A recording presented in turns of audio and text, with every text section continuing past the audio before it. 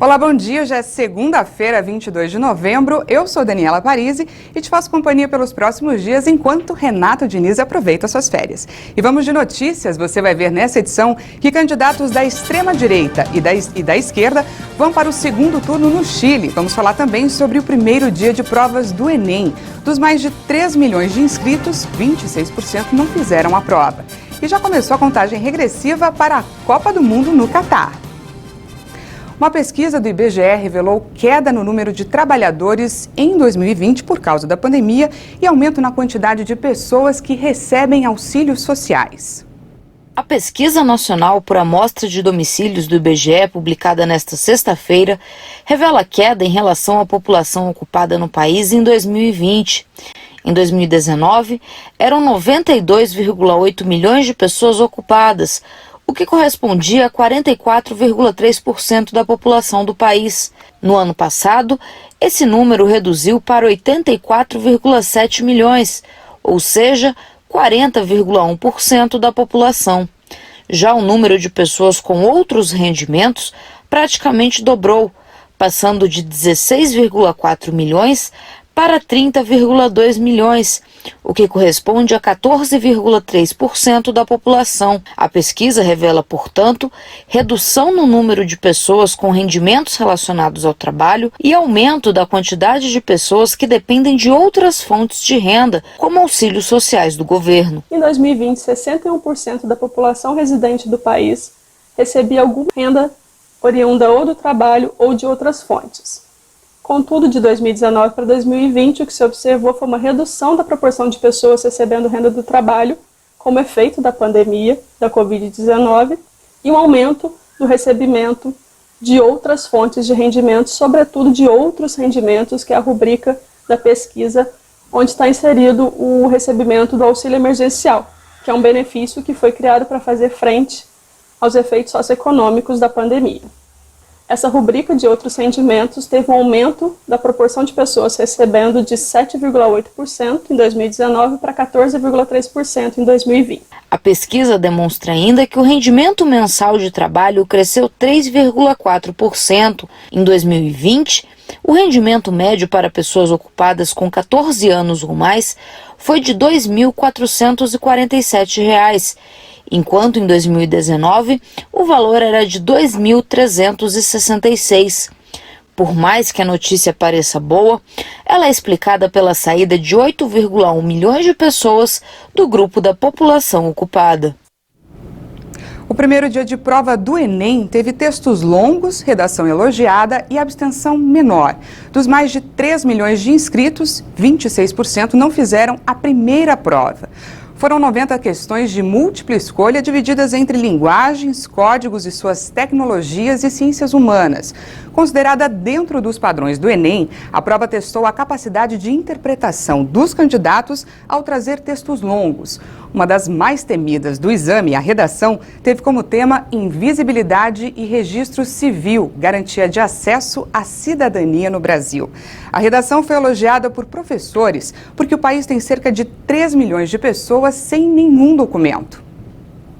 Pelo menos uma pessoa morreu e outras 3 ficaram feridas em um ataque com arma de fogo na cidade velha de Jerusalém neste domingo. Autoridades israelenses informaram que o homem armado era um palestino, membro do grupo Hamas, reconhecido pelo Reino Unido recentemente como uma organização terrorista. Instruí as forças de segurança a se prepararem e ficarem alertas também com relação à preocupação com outros ataques iguais. Precisamos estar em alerta máximo e prevenir incidentes futuros. 2 policiais ficaram levemente feridos. O hospital Hadassah, em Jerusalém, para onde as vítimas foram transferidas, disse que um imigrante sul-africano recém-chegado ao território não resistiu aos ferimentos e morreu. O Ministério Israelense da Segurança Pública declarou que o agressor era palestino, membro do Hamas, e que vivia no bairro de Shuafat, na Jerusalém Oriental. De acordo com a polícia, o homem tinha 42 anos. Em comunicado, a liderança do Hamas confirmou que o agressor Fadul Abu Shukaidan era membro da organização, mas o movimento islâmico não assumiu a responsabilidade pelo ataque. O incidente ocorre às vésperas do feriado judaico de Hanukkah, celebrado a partir de 28 de novembro. O presidente de Israel, Yitzhak Herzog, que embarcou neste domingo para Londres, reiterou o pedido para a comunidade internacional que reconheça o Hamas como uma organização terrorista. E vamos falar sobre as eleições presidenciais no Chile. Pela primeira vez desde o retorno à democracia, em 1990, os partidos tradicionais de centro-esquerda e centro-direita não conseguem passar pelo primeiro turno. No dia 19 de dezembro, a disputa será entre o ultradireitista José Antônio Casti e o esquerdista Gabriel Boric. Boric é um deputado de 35 anos que se descreve como ambientalista, feminista e promete expandir o papel do Estado para um modelo de bem-estar semelhante ao da Europa. Já Casti, de 55 anos, pretende reduzir o papel do Estado, baixar os impostos e lidar duramente com a migração irregular. O final de semana foi marcado por protestos em vários países contra as medidas sanitárias que os governos estão retomando para conter uma nova onda da pandemia.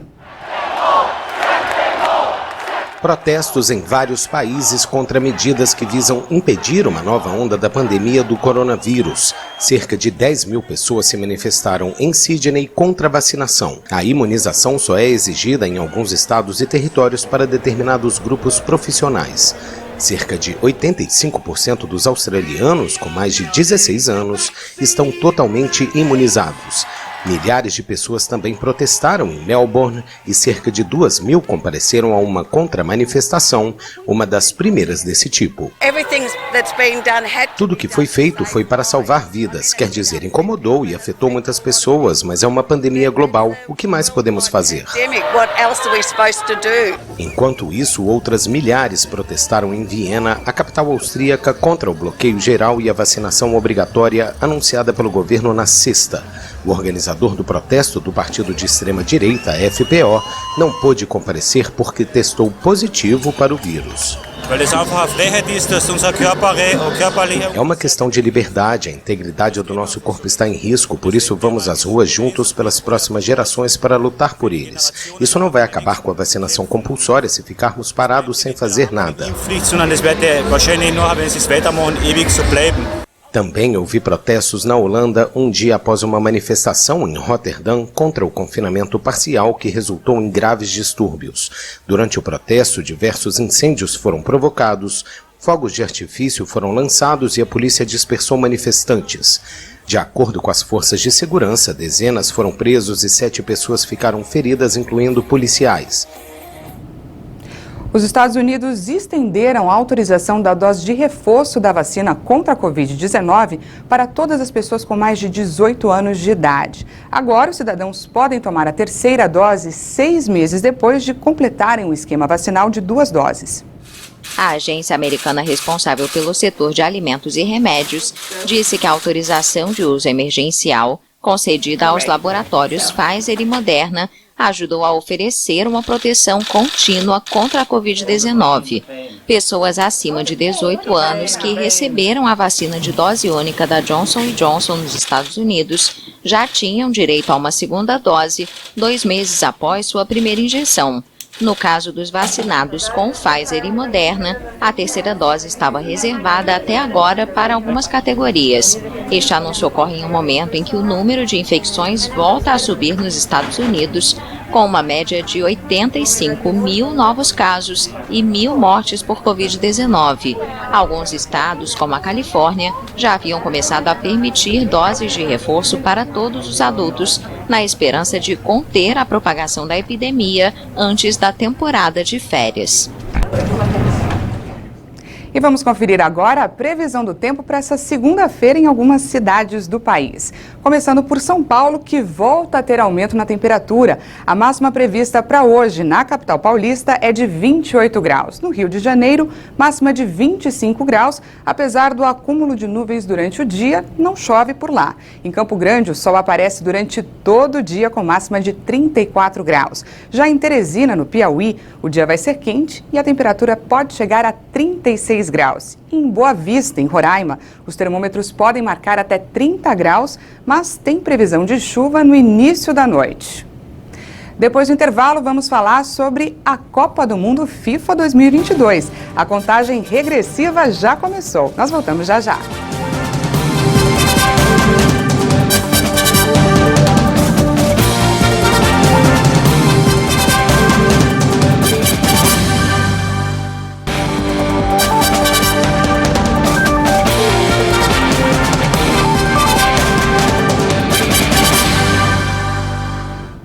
Estamos de volta, agora são 8 horas e 44 minutos no horário de Brasília. O presidente Jair Bolsonaro sancionou o projeto de lei que cria o Auxílio Gás, benefício que visa reduzir os efeitos do preço do gás de cozinha no orçamento das famílias de baixa renda. A lei prevê que as famílias recebam bimestralmente pelo menos 50% do valor médio do botijão de gás de 13 quilos. O valor será calculado conforme o sistema de levantamento de preços da Agência Nacional do Petróleo. A lei já foi publicada no Diário Oficial da União. A média móvel de mortes pela Covid no Brasil está abaixo de 300 há 20 dias. O Brasil já ultrapassou a marca de 22 milhões de casos de infecção por coronavírus desde o início da pandemia. O Ministério da Saúde informou que o Brasil tem mais 72 mortes por Covid-19 em 24 horas. Agora, o país chegou a 612.659 vítimas da doença. Também foram confirmados mais 5.126 novos casos de um dia para o outro. No total, já são mais de 22 milhões, 17 mil diagnósticos positivos para o coronavírus. A média de mortes está em 197 vítimas por dia. Segue abaixo de 300 pelo 20º dia seguido. Com uma redução de 15,22% em relação a 2 semanas atrás, a curva volta a apresentar tendência de queda depois de 3 dias de alta. A média móvel de casos indica 8.473 novos registros diários, com uma diminuição de 16,97% em relação a 2 semanas, apresenta tendência de queda. Agora, analisando a evolução da doença por regiões, hoje 9 estados apontam alta: Amazonas, Bahia, Ceará, Mato Grosso do Sul, Pará, Piauí, Rio Grande do Norte, Rondônia e Sergipe. Já em estabilidade estão 9 estados: Acre, Alagoas, Amapá, Maranhão, Mato Grosso, Paraíba, Pernambuco, Rio Grande do Sul e Santa Catarina. 7 estados apresentam queda: Espírito Santo, Goiás, Minas Gerais, Paraná, Rio de Janeiro, Roraima e São Paulo. 2 unidades da federação não atualizaram os dados: Distrito Federal e Tocantins.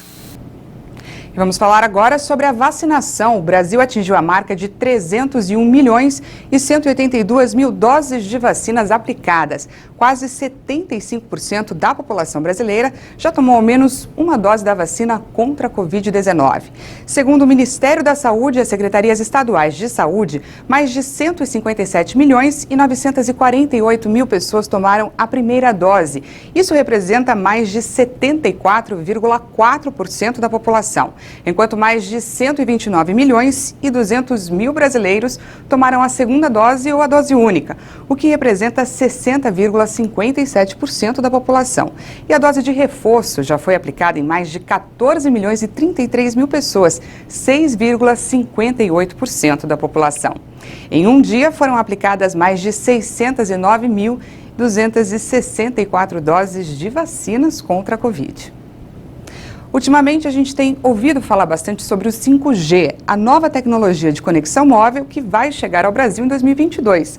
Mas a 5ª geração de internet móvel não é apenas uma evolução do 4G. Especialistas explicam que será uma nova internet com muitos progressos. Para entender melhor como a gente chegou até aqui, confira na reportagem. Nas últimas décadas, as telecomunicações mudaram muito. No Brasil, o telefone chegou em 1877. Apenas um ano depois de ser patenteado por Alexander Graham Bell, conhecido como o inventor do aparelho. Na década de 1960, o país tinha 1 milhão de usuários e 1.000 empresas do segmento. Até que nos anos 70... E aí veio um outro marco na telecomunicações do Brasil, que foi a inauguração da Embratel. E a Embratel era responsável, era uma estatal brasileira responsável pela expansão das telecomunicações do Brasil. Então, a expansão se deu, inclusive, na questão social de instalar orelhões. Uma inovação que hoje, 50 anos depois, é desconhecida por muita gente.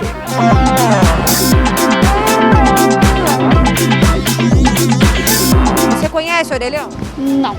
Você costuma ver orelhão por aí? Não. Você sabia que tinha um orelhão aqui? Parece que eles se tornaram mesmo invisíveis, mas ainda existem.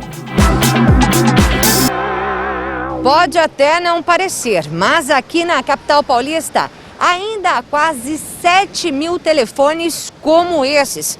Mas se contabilizados todos os telefones públicos ainda ativos em todo o estado de São Paulo, de janeiro a agosto deste ano, apenas um crédito foi utilizado a cada 14 dias. Até porque grande parte dos orelhões nem funciona. E hoje em dia, a maioria das pessoas não usa nem telefone fixo. Segundo a Pesquisa Nacional por Amostra de Domicílios, em 2020 o telefone fixo convencional estava presente em apenas 24% dos lares brasileiros. Na sua casa tem telefone fixo? Não tem também. Meio de comunicação para você hoje é? Celular. Foi nos anos 90 que o telefone celular chegou ao país, mas era bem diferente dos aparelhos atuais. E a partir daí começou-se a gerações celulares. A primeira 1G e a 2G, que eram basicamente sistemas analógicos de telecomunicação. Que só permitiam ligações e depois troca de mensagens via SMS.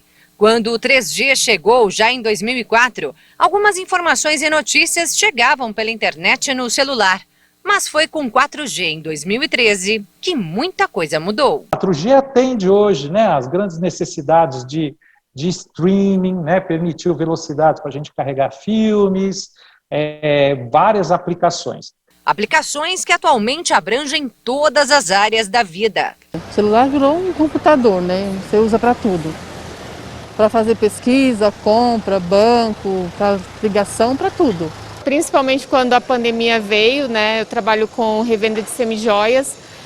Praticamente a gente só usou e trabalhou pelo WhatsApp.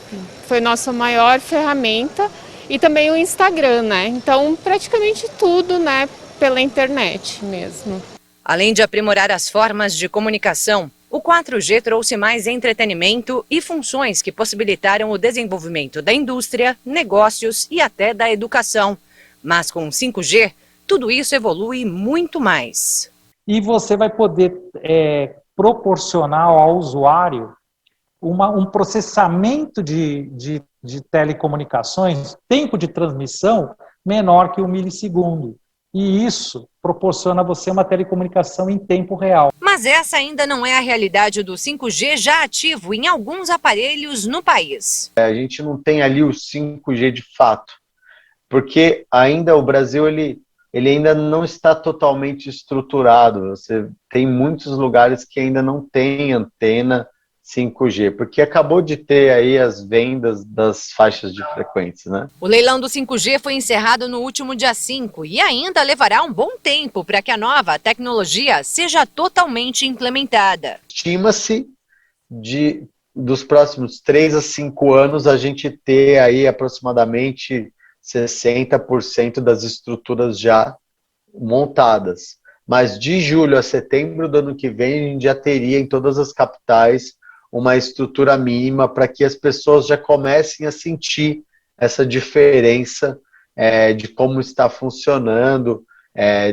e até a usabilidade mesmo. E aí sim chegarão evoluções que parecem sair de filmes de ficção. Você precisa de uma cirurgia no Brasil e um especialista está em Nova York. Esse cara consegue fazer uma cirurgia em você estando lá. Segundo os especialistas, cidades inteiras estarão conectadas e as pessoas poderão ligar e desligar equipamentos domésticos à distância, fiscalizar medidores de água ou luz e até os pets, idosos ou crianças poderão ser monitorados de longe. Você vai estar conectado na sua casa, não por uma rede Wi-Fi que é um provedor de cabo. Ele vai ter o Wi-Fi natural na tua casa, porque tudo vai virar antena, né? Tudo que eu digo virar é incorporar uma antena, e essa antena é baixo custo. Uma antena dessa, o custo dessa antena sai menos que R$50 hoje, só que essa antena não é a antena que nós estamos acostumados a ver no alto do prédio, são antenas do tamanho de uma caixinha de fósforo. Por isso, a expectativa é que a tecnologia chegue aos 4 cantos do país. Eu acho que hoje as empresas têm essa responsabilidade de investir e abranger aonde a gente não tem internet hoje. Não é somente dar tecnologia para quem tem recurso. Eu acho que é dar tecnologia exatamente ao contrário, para quem não tem recurso. Para essas pessoas terem acesso à educação e acesso a se formarem, gerar aí uma cultura de evolução, de progresso, né? E sim, será preciso ter um novo aparelho, porque não é possível adaptar o celular 4G para 5G. Todos os fabricantes vão ter as linhas de baixo, médio e alto valor. Então, todas elas com tecnologia 5G. Então, a gente deve começar a ver aí alguns aparelhos saindo em preço mais em conta, já com tecnologia.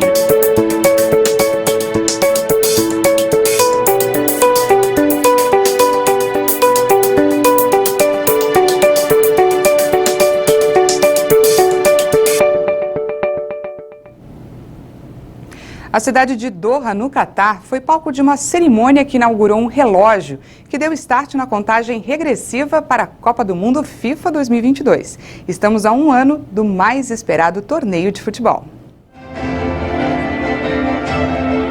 A contagem regressiva para a Copa do Mundo FIFA de 2022 começou.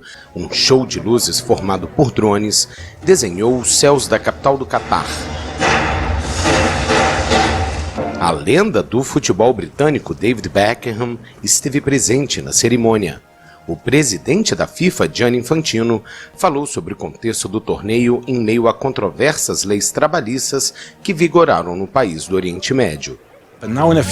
Agora, em poucos anos, algumas mudanças aconteceram. O sistema kafala foi abolido. Os trabalhadores migrantes podem mudar e não podemos esquecer que trabalho também é dignidade.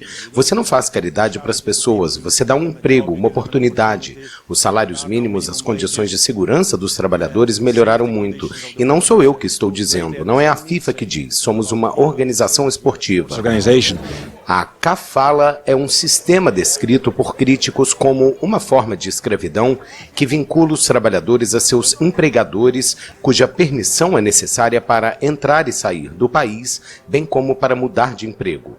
A Arábia Saudita é alvo de fortes críticas em todo o mundo pelo histórico em direitos humanos marcado por ativistas atrás das grades, pelo assassinato de um jornalista e por desaparecimentos forçados.